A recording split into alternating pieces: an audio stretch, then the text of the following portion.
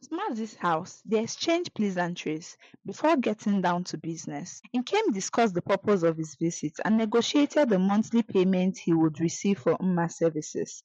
After an upfront payment had been made, the deal was struck, and Nkem returned home, eager to share the news with Chisom. Chisom's eyes lit up as Nkem handed her the advance payment. She joyfully listed all the things she can now afford and how she would stand out at every event. Nkem too appeared satisfied, knowing that the money would bring Chisom temporary happiness and give him time to regroup and plan his next move. The next day, Nkem visited Zaram's hut, requesting that Mma be dressed nicely. He explained that since marrying his new wife, he hadn't spent quality time with his daughter and wanted to make up for lost time. Zaram, unaware of Nkem's true intentions, happily prepared Mma for the special day out with her father. As they bid each other farewell, Zaram couldn't help but feel a gentle tug of unease in her heart. It was as if a soft whisper warned her that something was amiss, but she couldn't quite put her finger on it. She tried to brush it off as mere worry, but the feeling lingered. With a deep breath, Zaram decided to quiet her mind and wait for their return, hoping that her concerns would prove to be nothing more than mere anxiety. She went about her day, her hands moving with a gentle rhythm, but her heart remained worried, listening for any sign of their return. Not long after, Nkem strolled slowly into his compound with a sad, regretful expression on his face. Zaram, unable to contain her worry any longer, demanded for her daughter's whereabouts since she was not in sight. But Nkem just shook his head in regret and, unable to meet Zaram's pleading eyes, said, "She is now with her master." Zaram's world crumbled around her as she realized her daughter was gone. Days turned into weeks, and the rumor of Nkem selling his only child into slavery spread like wildfire through the village. Zaram's heart ached as she thought of Mma's suffering. She couldn't imagine the pain her child endured, and the thought consumed her every waking moment, prompting her to make her way to Mazi Agu's compound, demanding that her daughter Mma be released to her. On getting to Mazi Agu's compound, Zaram requested that her daughter be handed over to her, but Mazi Agu bluntly refused and demanded that Zaram paid him every penny he spent to acquire Mma. "Woman, I have no business with you," he blurted at Zaram angrily. "I am more than happy to release your child to you. After all, she has been of no use to me ever since she got here. She cries all day and refuses to eat the food prepared by my wives, and to crown it all up, she is very lazy. Very lazy, I tell you. I must say, you haven't raised a good girl." Mazi Agu finished, chewing on his kola nut.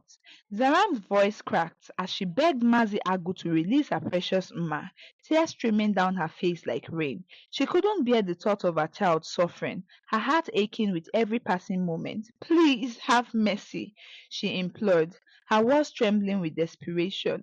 "Mma hasn't been eating well, and I fear for her safety." But Mazi Agu's expression remained as cold as stone, his eyes devoid of empathy. Zaram's mind began to spiral into darkness, consumed by terrible thought of what might be happening to her child. She felt helpless, her world crumbling around her. With a despairing cry, Zaram fell to the ground, her body racking with sobs. She pleaded with Mazi Agu, begging him to have a heart, but he remained unmoved. His voice was like a knife, cutting through her hopes. "Return every penny I spent to acquire Mma, and then, just maybe, you will see her again." His words hung in the air like a death sentence. Zaram's heart shattered into a million pieces as Mazi Agu's servants approached her, their faces expressionless. They dragged her away, leaving her shattered and broken, her world forever changed. In that moment, Zaram knew she had lost everything: her child, her hope, and her dignity. What was a mother's use if she could not protect her only child? She asked herself. The pain was suffocating, a heavy weight crushing her soul. She was left with nothing but tears, her heart forever scarred by the cruelty of Nkem and Mazi Agu. Meanwhile, back at Nkem's house, tension had begun to shimmer in the air as Chisom had finally had enough. Her voice rose in anger, her words cutting deep into Nkem's soul.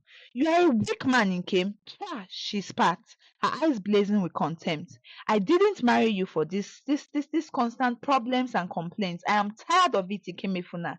She tightened her wrapper around her waist, her hand shaking with rage. Nkem's eyes widened in shock as Chisom demanded more money, her heartlessness stunning him. He couldn't remember the last time a woman had called him by his full name, and the pain of her words hung in the air like a challenge.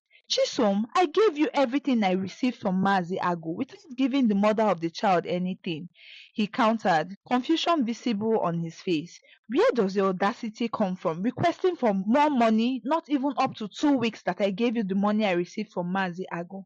But Chisom was unfazed, her anger boiling over. She grabbed the Kame's waist, threatening to leave him if he did not comply. In a desperate bid to free himself, Nkem pushed her away. She fell to her knees, horrified by his actions. Nkem went on his knees and began to plead for forgiveness. But Chisom's heart was hardened. She had finally had enough and had decided to leave Nkem for good. As she packed her belongings, Nkem's grip on her tightened. Chisom Biko, God knows I will do anything to make this marriage work. I have done everything that I can and I will do whatever you ask me to, but please do not leave me like this. Do not disgrace me like this, he begged, refusing for her to go. But Chisom was resolute, pushing him with a strength that sent him crashing to the mudbed, his waist breaking with a sickening crack.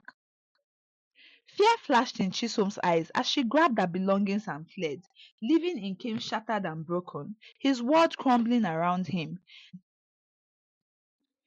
Zara made her way home from Mazi Agu's compound. Her feet pounded the earth as she stormed towards Nkem's room angrily, refusing to be silent anymore.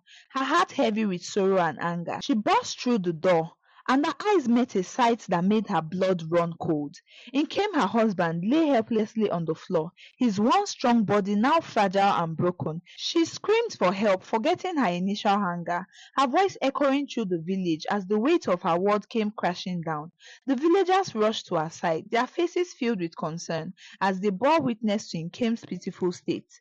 As the days passed, Zaram's sorrow slowly deepened. She was torn between her love for Nkem and her anger at his foolishness. She couldn't bear to see him like this, yet she couldn't bring herself to abandon him either. Nkem, too, was consumed by his own regrets, his days spent in silence and self-pity. The weight of Chisholm's betrayal hung heavy in the air, a constant reminder of Nkem's foolishness. He had sacrificed everything for her, and she had repaid him with heartlessness and betrayal. Nkem's lips were beaten raw, a physical manifestation of his self-inflicted punishment. Days had gone by after Chisholm's departure, and Nkem was still suffering. Zaram's heart ached with sorrow. She looked at Nkem, her eyes filled with tears, and remembered the man he once was, kind, strong, and full of life. Now he lay before her, unable to move as a result of the injury he sustained from Chisholm's push, broken and helpless, now a shadow of his former self. The silence between them was oppressive, punctuated only by Nkem's rapid breathing. Zaram's thoughts spiraled with memories of their past, the laughter they had shared, and the love they had once known, but now it was all tinted by the bitter taste of betrayal and regret. In the bustling community where Chisom had found a new stage to showcase her charms, she glowed in the attention of new admirers, her eyes sparkling with delight as they showered her with gifts. But amidst the whirlwind of admiration, Chisom's heart was cold and remained untouched, her emotions guided. With a flirtatious smile, she would dance with men, both married and single, her only criteria being the gifts they brought. She'd whispered sweet nothings in their ears, even in front of their wives, her boldness knowing no bounds. And when one to desist, Chisom would laugh at their wife's face with a husky voice, and she would even visit their home in the presence of their wife and dare to destroy their marriages. Some women who were bold and wary of her ways would wait on the street corners, determined to teach her a lesson, while others would march to her doorstep, dragging their husbands away from her clutches. But Chisom remained unbothered, her eyes gleaming with a knowing glint as she continued her game of hearts. But in Otutu Manu, a different story unfolded. Nkem, once broken and helpless, slowly found solace in Zaram's kindness. His heart, heavy with regret, began to heal. Zaram's forgiveness was a balm to his soul, and he vowed to make amends. As Zaram worked tirelessly to reunite with her daughter Mma, her resolve grew stronger. With the village elders' help, she pleaded her case to Mazi Agu once more, and he finally relented, releasing Mma from his grasp. The reunion was a tender moment, filled with tears of joy and sorrow. Nkem, watching from his bed, felt his heart swell with remorse. He apologized, his voice cracking with emotions, and Zeram forgave him, but their journey to healing had just begun. Days turned into weeks, and Nkem slowly regained his strength. He took on small tasks, determined to prove his worthiness. Uma, now safe at home, gradually recovered from her traumatic experience at Mazi Agu's compound, her spirit rekindling in the loving environment Zaram nurtured. As the village of Ototum Manu began to heal, a sense of hope and renewal filled the air. The warmth of the sun on their faces seemed to symbolize a brighter future, one where love and forgiveness would guide them home.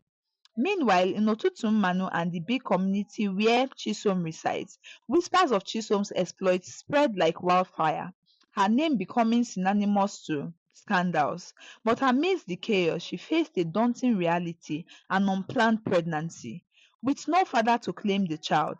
The men who once adored her and promised her everything, including marriage, denied responsibility, leaving Chisom alone and adrift. As the women of the community reached their breaking point, they sought justice from their wise and just king. With a heavy heart, the king banished Chisom from their kingdom, leaving her destitute and rejected. With nowhere else to turn, Chisom returned to the village of Otutumanu, her once vibrant spirit now weak and weary. She had heard tales of Nkem's struggles and the unwavering dedication of Zaram, the woman who stood by him. With a mix of shame and resolve, Chisom approached Nkem's house, seeking forgiveness. She fell to her knees, tears streaming down her face as she recounted the hardship she faced and the emptiness that had consumed her. Zaram, seeing the genuine remorse in Chisom's eyes, pleaded with Nkem to forgive her, acknowledging his own role in their family downfall. Nkem, with a heart full of compassion, forgave Chisom genuinely, wishing her well as she returned to her parents' compound. The villagers had learned a valuable lesson that wisdom, compassion, and love can conquer even the darkest of time. The story of Zaram, Nkem, and Chisom became a testament to the power of redemption, forgiveness, and the enduring strength of love.